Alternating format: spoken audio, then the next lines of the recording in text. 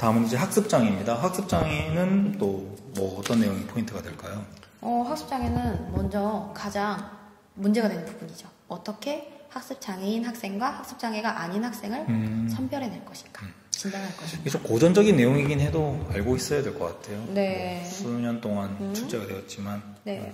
그래서 가장 대표적으로 세 가지 크게 세 가지 모델로 나눌 그렇죠. 수 있죠. 네. 불일치, 중재반응, 인지처리, 과정 결합 모델이 있는데, 불일치는 사실 과거의 개념이라서 기출이 된 빈도가 현저히 낮고요. 네. 가장 많이 기출이 되고 있는 게 중재반응 모델. 그렇죠. 중재반응 모델이 가장 기출이 많이 되고, 나아가서 요즘은 인지처리 과정, 결합 모델의 장점과 단점, 이런 부분들을 좀 연결해서 서로 보완하는 관계가 있거든요. 그렇죠. 예. 관계를 짚어서 보시는 게 암기에도 도움이 되고 서술할 때도 도움이 되실 것 같아요. 고전적인 불일치를 극복하려고 이중불일치 모델이 나왔는데, 이중불일치 모델의 좋은 점은 뭐 조기 판별하고 조기 중재인데, 이게 단점이 재밌더라고요. 과학적으로 입증되지 않았다. 그러면 그리고 중재에 그 어떤 정보도 줄 수 없다. 네. 그래서 중재에 정보를 줄 수 있는 게 인지처리 과정 모델인데, 그것도 역시 아직 좀 확실하게 밝혀진 게 아니다 보니까 네. 좀 아직 의문점이 있는 내용인 것 같아요. 네. 그러면 다음으로 넘어가 볼까요? 예, 다음은 어떤 영역 보는 게 좋을까요? 다음은 이제 학습장애 핵심이죠. 네. 읽기, 쓰기, 수학. 아람쌤이 특별히 되게 힘들어했다는 영역으로 들었는데, 네. 그래도 힘들어도 학습장애는 이게 꽂히기 때문에 읽기 영역 같은 경우는 어떤 내용들을 봐야 될까요? 읽기 영역은 우선 요즘은 유창성 부분에서 좀 많이 출제가 되고 있는 것 같아요. 맞아요. 네, 그래서 유창성의 정의와 유창성을 구성하는 요소 4가지. 계속놀이라고 외웠죠? 계속성, 속도, 노력, 리듬. 네, 이렇게. 그리고 여러 가지 교수법들도 유창성을 높이기 위한 교수법들. 이것도 끊어읽기, 반복 읽기, 함께 읽기, 신경학적 각인 교수법 이런 내용들을 알고 있어야 될 것 같고. 네. 그리고 이게 작년에도 재작년에도 계속 나왔던 내용인데, 어휘교수, 네. 결합, 이해, 생성. 이 각각이 어느 정도 단계인지, 그리고 이에 맞는 중재법들이 어떤 것들이 있는지 알고 있어야 되는 것 같더라고요. 네, 이때는 카테고리화가 중요한 것 같아요. 네. 안에 있는 세부적인 내용을 암기하기가 상당히 어려워요. 이럴 때에는 이 전략이 무엇을 지도하기 위해서 만들어졌는가, 그러니까 결합을 위해서 만들어졌는가, 또 이해를 위해서 만들어졌는가, 뭐 이러한 어떤 카테고리 안에 들어가는가를 보면 좀 저희가 서술형 문제, 열린 답안을 작성할 때 그 카테고리를 언급해 주는 것만으로도 점수를 얻을 수 있는 기회를 가질 수 있거든요. 카테고리화를 잘 시켜서 암기를 하시는 게 중요할 것 같아요. 맞아요. 그리고 아람쌤이 좋아했던 그 정의, 어떤 내용인지.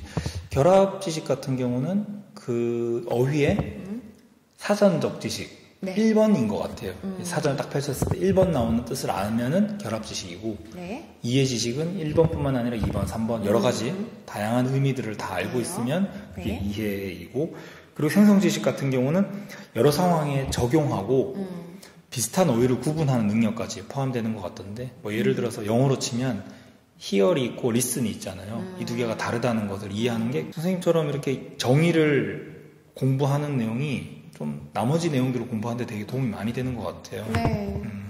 공통점과 차이점을 분류하는 데도 상당히 많이 도움이 되고, 그렇죠. 처음 보는 문제에 대해서 뭐라도 한마디 적을 수 있는 그런 키워드가 되는 것 그러니까 열쇠가 되는 것 같아서 저는 사실 마지막 시즌에는 정의를 다시 한번 살펴보시고 정의에서 어떤 게 중요한 키워드가 되는지를 판별해서 시험장에 잘 정리해서 들고 들어가셨으면 좋겠습니다.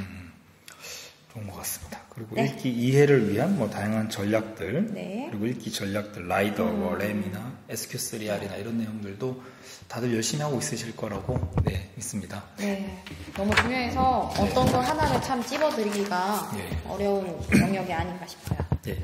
그리고 그 다음에 학습장애 쓰기로 넘어가거든요. 쓰기는 상대적으로 읽기보다는 양이 적어요. 그죠? 네. 그래도 만만하게 볼 건 아니죠. 의문 처리, 표기 처리, 형태 처리. 네. 이 각각의 의미가 무엇인지, 그리고 그 의미를 알면 그 의미에 맞게 어떤 교수법이 적용돼야 되는지도 이해하시기 쉬울 것 같아요. 네. 그렇죠? 그리고 다음으로 장문으로 한번 넘어가 볼까요? 그렇죠. 결국에 쓰기의 꽃이죠? 예, 최종 목적이죠. 꽃이죠. 네, 그래서 어떤 전략들이 있을까요? 장문을 위해서는? 장문을 위해서 제가 보라고 기출분석을 통해서 보라고 말씀드리고 싶은 건 쓰기 과정적 접근을 과정적 접근. 보라고 말씀드리고 싶어요. 쓰기 과정적 접근은 그 각 단계와 각 단계에서 교사들이 어떠한 행동을 취해야 되는지 맞아요. 네, 그걸 좀 봐주셨으면 좋겠어요. 5단계죠. 그죠? 네. 네, 단계별로 교사의 역할 어떤 게 있는지 알고 있어야 될 것 같습니다. 네. 이 쓰기 과정적 접근을 제가 기출분석을 통해서 보셨으면 좋겠다라고 말씀드리는 이유는 2010년도부터 2014년도까지 매년 빠지지 않고 초등 또는 중등에 번갈아 가면서 나왔어요. 그러다가 2015년도부터 2019년도까지 지금 현재 나오고 있지 않은 상황이거든요.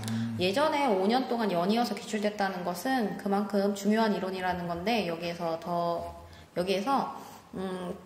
한동안 기출이 되지 않았기 때문에 다시 한번 보시면 좋을 것 같아요.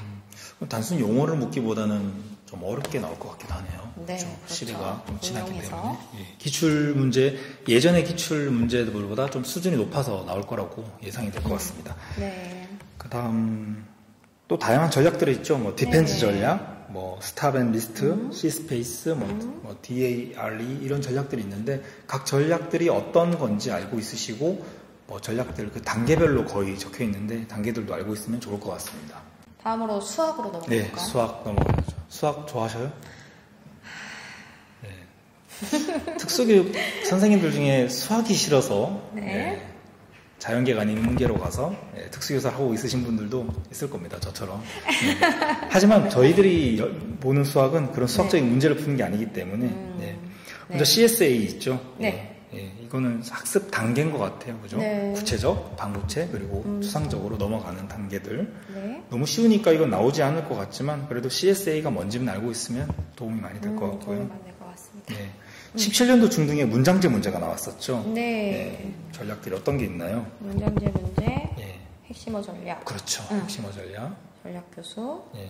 표상 교수. 맞아요. 네. 그럼 핵심어 전략에 뭐 모두라는 단어가 나오면 다 더하라. 몇 명이 나눌 수 있는가 하면 또 나누기를 하라 하는데 저는 이게 또 단점도 있는 것 같아요.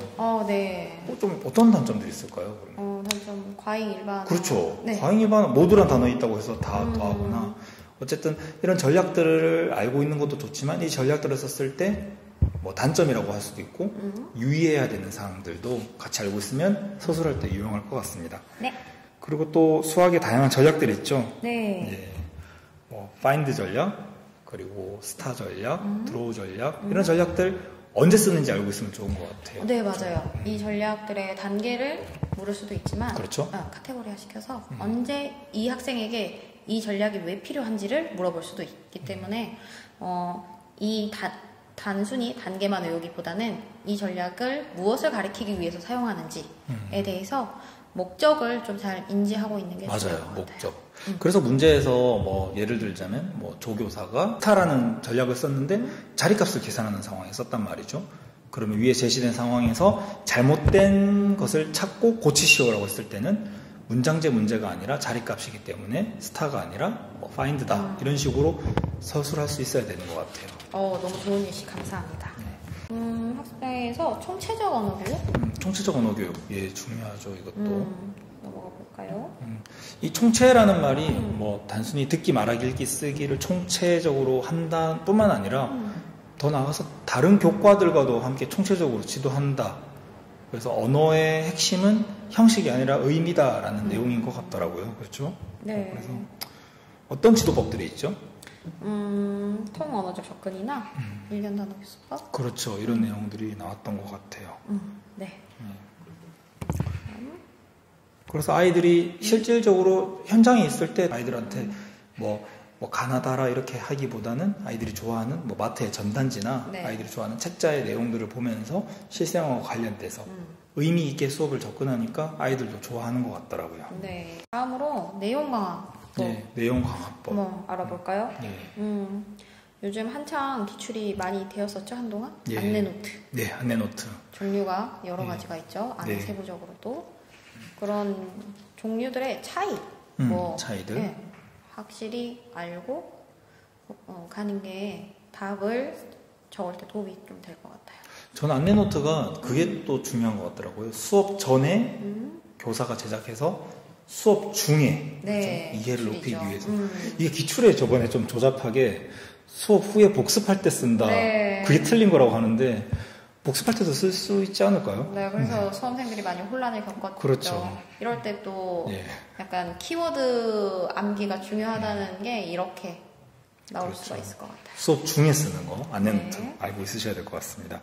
그리고 다양한 기억 전략들 이런 것들은 저희가 아까 지적장애 내용할 때 그 정보 처리 이론 그래서 단기 기억을 장기 기억으로 넘길 때 이런 전략들을 쓰는데 이것도 매년 나오는 내용이기도 하죠. 올해도 나왔죠. 그렇죠. 예. 이게 여기서도 핵심어 전략이 있어요. 네네. 핵심어 전략과 패워드 전략이 두 개의 차이점을 비교해서 서술을 네. 하는 게 네. 기출이 된 적이 있었죠. 핵심어 전략 같은 경우는 학생이 이미 알고 있는 친숙한 내용으로 목표 어휘, 좀 낯설죠. 낯선 어휘를 학습하는 단계인데 그 김혜화 교수님 책에 보면 그 뭐 예시가? 칼린 할머니라는 나이 많은 여성 칼린을 한다고 카를 자동차. 끌어들여서 그죠. 차를 타고 있는 나이 든 여성 이렇게 해서 공부를 했던 것 같아요. 그 책들이 나왔던 것 같고.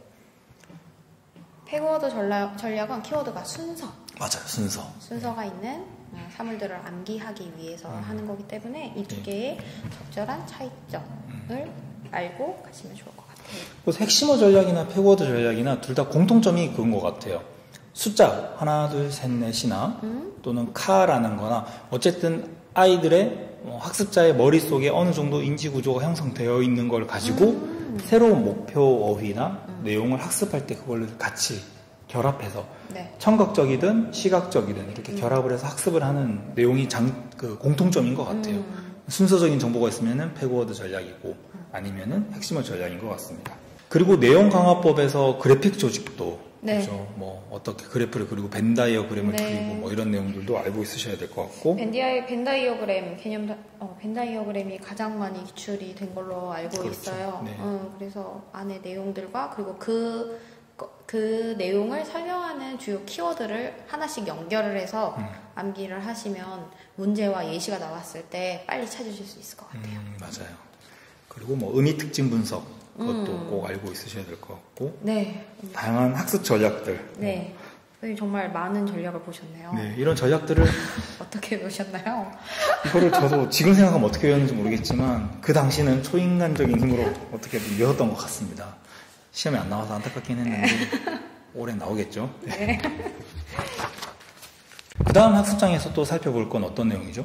학습장애에서 살펴볼 거. 지적장애도 매우 중요한 내용이긴 한데 사회성 부분을 꼭 집어보고 가셨으면 좋겠어요. 사회성 부분을 왜 보라고 말씀을 드리냐면 예전 기출에서 12년도에 사회성의 정의, 사회적 기술의 정의를 시작으로 15, 16, 17, 18, 19년도에 한 해도 빠지지 않고 사회성에 관한 문제가 계속 출제가 되고 있어요. 이럴 때는 흐름이라는 것도 있거든요. 그러니까 자주 많이 기출되는 영역 이럴 때는 빠지지 않고 좀 더 자세하고 세밀하게 보고 들어가는 게 한 문제를 맞출 수 있는 밑바탕이 되는 거죠. 네. 네, 중요한 것 같습니다. 그 내용도 보셨나요? 혹시 사회적 능력 결함의 유형 4가지? 뭐 기술 결함, 수행력 결함. 이거 기출된 적이 있었죠. 네네. 이거를 그때 학습장애였나요? 자폐성 장애였나요? 네. 이게 다른 장애로. 그래서 원래 이게 사회성을 공부할 때 어려운 점이 뭐냐면 여러 장애에서 조금씩 나와 있는 내용을 하나로 뭉쳐서 공부를 해야 돼서 상당히 그게 어려워요. 그래서 저는 사실 강사의 이론서를 도움을 받았어요. 도움 많이 받았거든요. 그게 한번 나오긴 했는데 살짝 아쉽게 나왔던 것 같아요. 제 생각에는. 그래서 그 부분도 한번 선생님이 언급해 주신 부분도 한번 예. 보고 들어가시면 좋지 않을까. 아직 문제를 만들 수 있는 소지가 아직 많이 남아있거든요. 예. 뭐 기술 결함, 수행력 결함, 자기 통제 기술 결함, 자기 통제 수행력 결함. 각각의 특징도 알고 있어야 되고 그 특징들에 따른 교수법들도 조금씩 다르더라고요. 네. 왜냐하면 아이들이 몰라서 안 하는 경우, 아는데 뭐 불안해서 안 하는 경우 이런 경우들로 4가지 유형이 나눠지기 때문에 각 유형들별로 교사가 어떻게 접근하고 중재해야 되는지도 알고 있으면 좋을 것 같습니다. 네.